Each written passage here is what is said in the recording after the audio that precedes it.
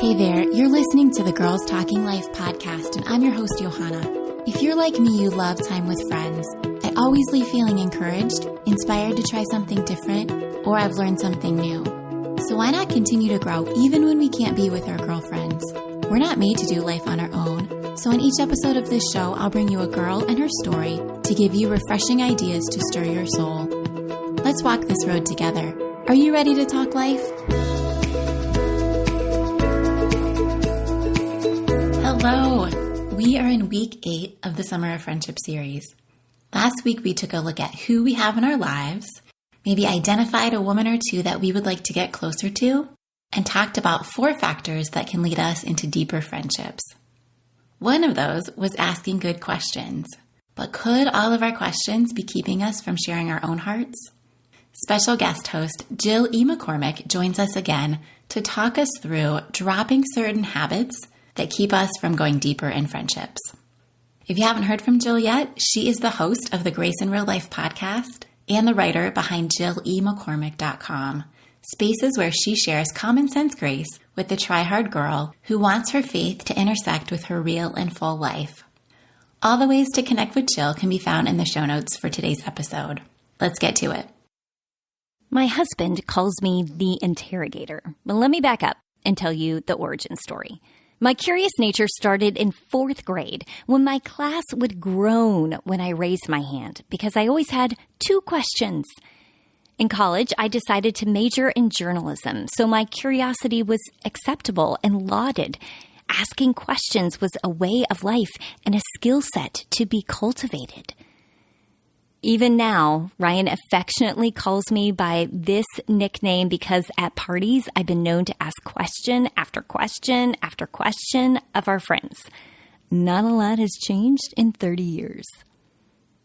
I have waved off my question-asking ability as an insatiable desire to know people because they really are fascinating to me. However, my husband believes there's more to it. He thinks that underneath those questions, I fear being known and dislike acknowledging my hurts.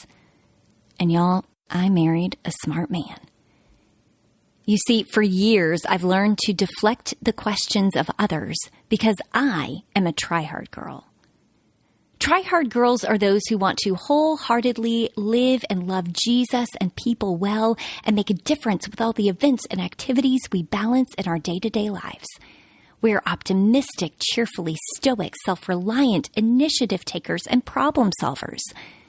But there are 5 qualities of try-hard girls that don't serve us well. 1, we are silently self-critical. 2, we live driven instead of called. 3, we love formulas, metrics, and best practices. 4, we glorify self-sufficiency. And 5, we believe our self-worth is tied up in what we do, how much we do, how we do it all by ourselves, and how we do it in comparison to others. Try-hard girls, when it comes to friendships, sometimes we don't want to be known. Try-hard Jill wants to keep my outward facade of perfection while avoiding the pain that comes from opening up. I'd rather stuff down my issues and wear my game face. Like Jennifer Aniston's character in the movie Office Space, I don't really like talking about my flair. In my case, flair means imperfection. Try-hard girls are also masters at minimizing and avoiding our own hurts. We deflect by discounting our own pain and comparing it to the pain of others. You'll hear a try-hard girl say something like, "Hey, I just had this hard thing happen, but I have a friend of a neighbor whose son is in a situation far more dire than mine, so I'm just going to count my blessings." The ability of a try-hard girl to pivot to talking about others and minimizing her own hurts, y'all, it does not serve us well. Deflection isn't consequence-free. Because 2 amazing types of friendships are impacted when we deflect. 1, we miss out on authentic and deep friendships. In friendship, what we give is what we get. As Harriet Lerner says in The Dance of Connection, quote, "Who people are with us has something to do with who we are with them, unquote. If we share freely with safe and trusted people, they're more likely to share with us. If we're superficial in our conversations, we'll have superficial relationships. We miss out on the value of people when we don't receive their help and advice or feel listened to and understood by them. Lerner writes that, quote, "We diminish people when we don't allow them to help us or when we act like we don't need anything from them and they have nothing to offer us," unquote. In our attempt to be super women, we alienate those who most want to know us. The second relationship that's impacted is our friendship with Jesus. Jesus wants us to face our reality so that we can move forward and become the person he created us to be. If we continually push away our sin, he can't restore us. If we continually refuse to acknowledge our strengths and skills, he is too kind to push. So we miss out on partnering with him to reach others with his gospel of grace. Jesus wants us to know we are known. Our relationships with others are inextricably linked to our relationship with Jesus. As Kurt Thompson says in Anatomy of the Soul, quote, "We all tend to do with God exactly what we do with the people in our lives," unquote. Take a minute to reflect on your relationships with the following questions. How deep are your friendships? Do you ever admit your needs, hurts, or dreams? Do you believe that because your situation is hard but not the hardest, it's not worth talking about? How does this parallel your relationship with Jesus? If you struggle with deflecting, you're not alone. Use the following 5 practices to rewire your muscle memory and develop even better friendships. Number 1, start by finding people you can trust. This is a process that takes time. It starts by revealing small things at first. If your confidence was respected and kept, you're free to talk about even bigger things. Number 2, then share more about your dreams, hurts, sins, or worries. My hope is that my friends can share the good, the bad, and the ugly with me. I feel so valued when people share a struggle and ask me to pray.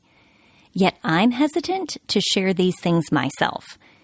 So I'm practicing that a little bit at a time, I share more of the real me. You know, the one behind the mask. Number 3, ask for and accept help. Try-hard girls tend to be great givers, but not so good at receiving. We view the need for help as a sign of weakness, but it's actually a sign that we understand the reality of our limits. Your friends would love to lavish you with kindness, just as you have lavished it on them. I promise. Number 4, acknowledge that your situation is hard. Acknowledging your situation means that instead of moving away from the pain, you're moving into it, which sounds terrible, but y'all, this will help you navigate it wisely. And please don't compare your circumstances to those of others. Last I checked, living with difficult situations isn't a competition. If something is hard for you, it's hard, period. Finally, number 5, ask God to search your heart. Ask him to help you pinpoint hurts that may be buried and to heal those hurts that are close to the surface. God is in the healing, restoration, and redemption business.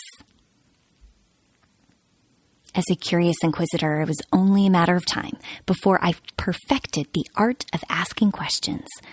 But unfortunately, I've also mastered evading them, and the cost has been so high.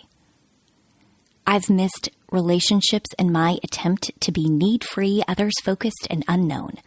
I've worked myself to exhaustion because I refuse to ask for help. I've swept my hurt under the rug, but it's leaked out anyway. I've postponed being restored because I didn't want to face the pain. Try hard, girls. Let's stop deflecting and start living in a reality that says it's okay and it's really good to be in community and to be fully known by God. Doesn't that sound lovely?